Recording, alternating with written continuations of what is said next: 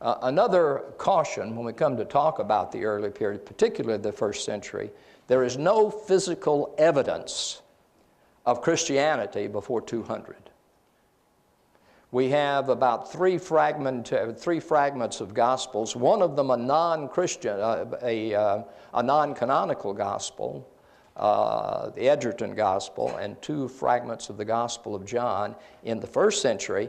But from the first century through the second century to right before you get to the third century, how far is that away from Jesus?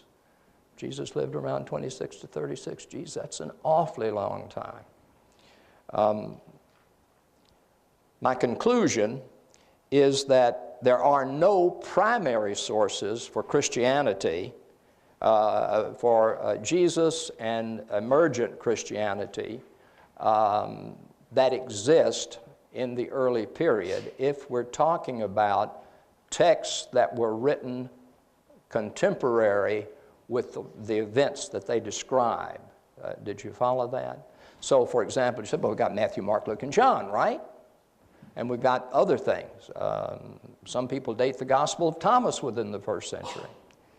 But these were written on the basis of hearsay evidence, and they were written in the, we think, okay, in the latter part of the first century, latter half of the first century, and the physical evidence is not till the third century, okay?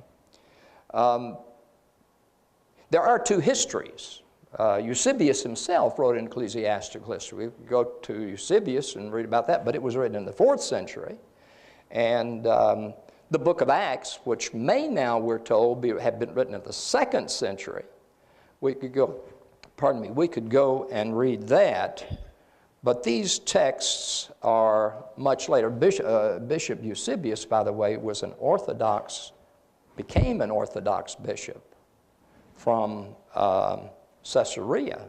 So he writes from his own perspective, as did Luke in the book of Acts. So how are we supposed to make sense of Jesus? Let's go down to the nitty-gritty, because this seems to be the heart of the problem that was separating at least the Arians and the Orthodox in that.